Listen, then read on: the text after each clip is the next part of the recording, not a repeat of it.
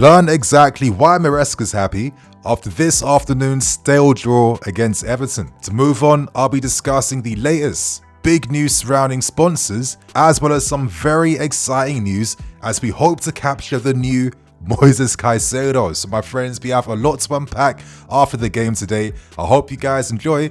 Obviously, don't forget to catch the match review as I break down how I feel about the game and why I think we missed out on not having Cucurella. So show us some love, hit that like button, and let's get straight into things. Let's not waste any time, and let's unpack Maresca's post-match thoughts after this afternoon's draw against Everton. I'll focus on the key points, and for the first question asked Maresca, are you happy with the result at Goodison Park?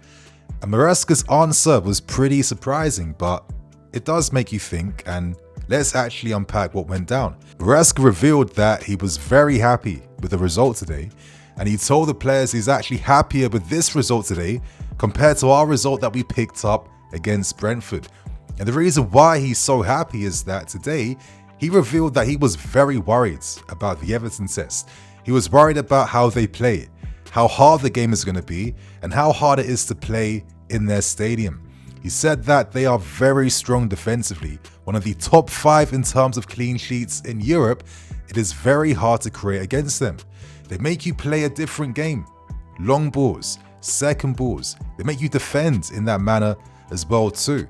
We were very well prepared against Everton, but today Everton were also very good, and the conditions were not perfect as it was cold and windy, and we had to play a different game to come up against them. So let's understand what he's saying.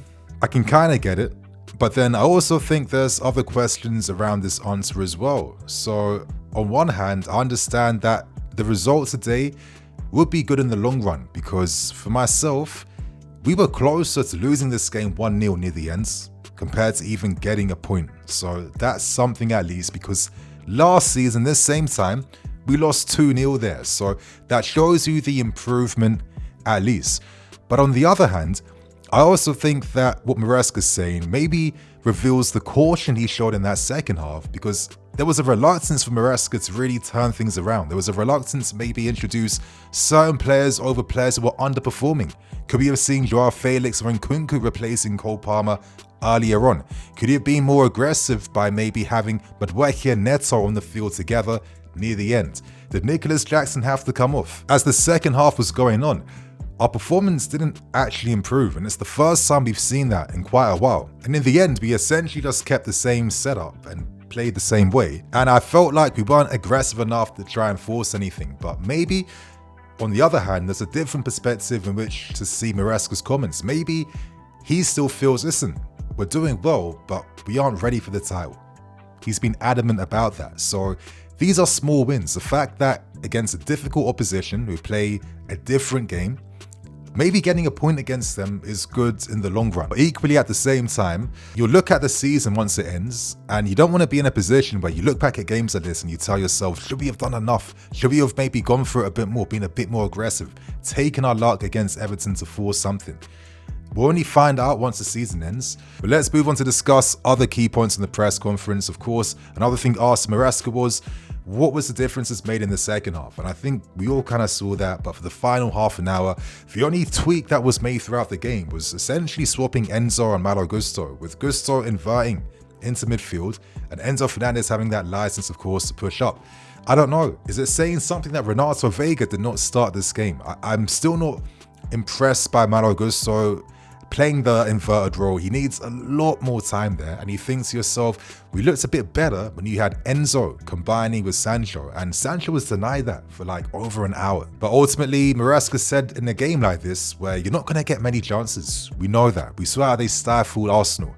He said that you have to be clinical. And listen, I've said this before, I'll say this again, but Nico Jackson, even though he's developing and improving, he is not that striker just yet right now in his development that can take half chances, that can take the pressure away from the team. We saw a small example of the striker he may become as seasons go on after we got the winner against Brentford. We can't dismiss that.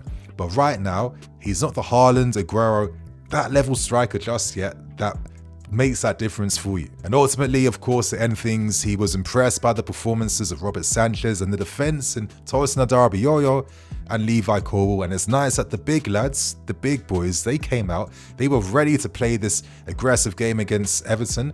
And for 9 times out of 10, they dominated Everton with their only threats against us all games. So yeah, a very interesting press conference. I'm going to ask you guys this. Do you agree with Maresca's assessments about our performance today? If you do, let us know. If you don't, also let us know. So that's that out of the way.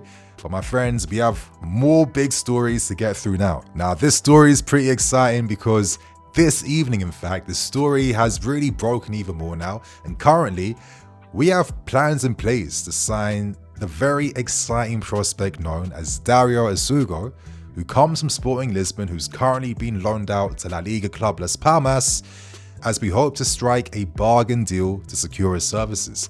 Now, why exactly is this a bargain deal when he's protected by a 45 million release clause and is only loaned out by Sporting Lisbon? Well, his contract expires next summer, and the club's plan is to strike a deal to sign him, thus allowing Andre Santos to return back to us on a permanent basis, with Essugo essentially replacing Santos's role at Strasbourg. Now, Essugo had a ton of interest before he was loaned out to Las Palmas. Leeds United tried to sign him on loan first with an option to buy him at the end. That got rejected, but currently, after his very impressive exploits in La Liga, he's attracting a ton of interest from many Prem clubs, many La Liga clubs, and a host more. So it's not even a guarantee that we could persuade him to sign for us, because this kid has been seen as a wonder kid for a while, and I'm going to give you guys a bit of an understanding behind who he is. Now he is officially the youngest ever debutant in Sporting Lisbon history, making his debut 6 days after turning 16 in 2021. Amorim first gave him his opportunity. Obviously, since then, it's been hard for him to get the minutes he needs, but it was agreed that he'd be loaned out to Las Palmas this season, and you're now seeing some of the potential that this kid has. I mean, he's shown it already. To me, to be the youngest debutant early says quite a lot, but I first heard about him after the incredible goal he scored against the French under-17 team in the under-17 World Cup. This long shot was out from 40 yards, and I'm thinking, to have this type of power this young is absolutely nuts. But what's really fascinating about Essugo is that he has the typical characteristics of a Chelsea midfield player in terms of him being very humble, but then has a completely different personality on that field. Look at Kante, look at Essien, look at many of the guys that have played for us over the years. That's like Chelsea heritage, in my opinion. But outside of a brief little history lesson on the player, how does he play? What does he do? He does perform more as a DM, and if I was to give you my take on him, he fits more of that DM/playmaker role. I think the big clubs, you sign players that can do that bit more. And for me, he is in that Caicedo mold, but he has his own unique aspects to his game. Very explosive. He has a lot of flair to his game. He's comfortable receiving in tight areas. He's comfortable taking his man on. He is quite exciting in that aspect. And I think now that he's been loaned out to Las Palmas, playing more regularly, he is really showing great development in terms of the mental side of the game. I mean, he's in the 99th percentiles for interceptions in La Liga this season as a 19-year-old. That's crazy. In terms of blocks, tackles, dual success rate, in terms of how he moves the ball as well. He's not just playing it sideways like what you see from midfield players who aren't that comfortable in that position. He's kickstarting attacks. He's showing all the hallmarks of a player that has that potential to play at a higher level. And for this price, this is a move you make, because you're signing him for the network. And it's also important that we invest into Strasbourg to make them competitive, because hopefully, fingers crossed, one day they will be a team in Ligue 1 that is also playing in Europe, which is going to do us even more wonders in the future. So with Andre Santos naturally set to come back to us because he's scored 7 goals already, and right now he's showing that he might be the best under-21 midfield player in Europe. That's crazy. If you're taking away talent like that, you need to find adequate replacements, and I think Essugo going to Strasbourg, being part of our network, in our family, this makes great business sense for us, because it's a pathway for him into our first team eventually. Who knows what will happen? Can he come back as a squad player? Does something happen to someone in the future and then we need someone like him? Who knows? But for the price, he's worth it. He keeps Strasbourg competitive in a much needed position they need for at least 2, hopefully 3 years, because you know what, I wouldn't mind sometimes if we allowed certain guys to stay on loan at these clubs for like 3 years sometimes, you know? If you're going as a 20-year-old, you can be assessed again when you're 22, 23.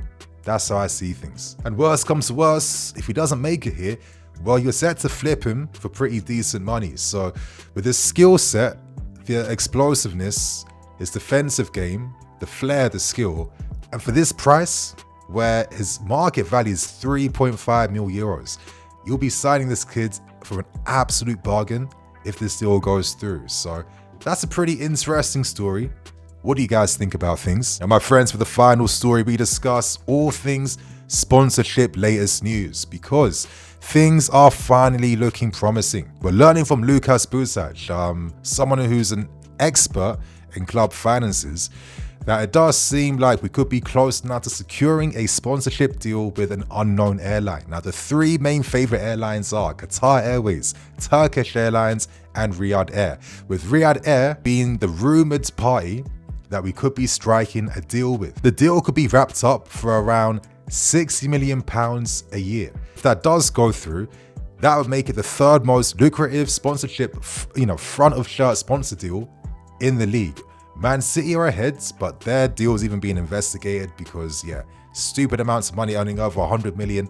How does that make sense? And the second one being Arsenal, who have struck a deal with the Emirates. So for me, exciting news, very promising, because over the last few days, there's been a lot of excitement around the quality of the sponsor. Ben Jacobs, the journalist, he revealed that we had held conversations and discussions with prestigious German car manufacturer, and kind of warms my soul to be represented by brands of this type of nature, because when we were getting linked with Stake and all these nonsense crypto companies, it was hurting my soul that we were nearly that desperate that we even considered potentially striking deals. I mean, look at our current sleeve sponsor in Fever. I mean, already the company's suffering financially, and they're cutting short a 6-8 million a year sponsorship deal with us. And it's like, you can't be relying on companies like this where they're not that legit, they're not that secure, and that ends up hurting us in the end. But naturally, with how we're performing on that field, with the vision, with the excitement around the club, with the long-term planning, also with the fact that we are set to participate in the Club World Cup for the first time ever, bringing in ridiculous marketing opportunities, we are one of the popular boys that brands want to work with again. Once we secure Champions League football, it's a wrap. And then you think to yourself, you think about the bigger picture.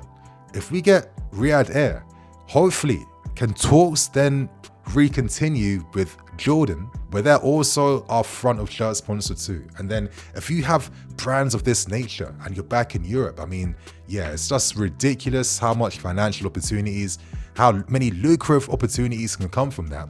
And makes me think, with this type of money, what could we potentially do with European football coming back again to the Champions League in that transfer market? Can we do something big? So my friends, lots of exciting stories, lots of big conversations to have. I hope you guys enjoy. Don't forget to catch my match review, and I'll catch you guys tomorrow with the 5 things we learned video after our draw against Everton. Enjoy your Sunday. See you all soon. Cool.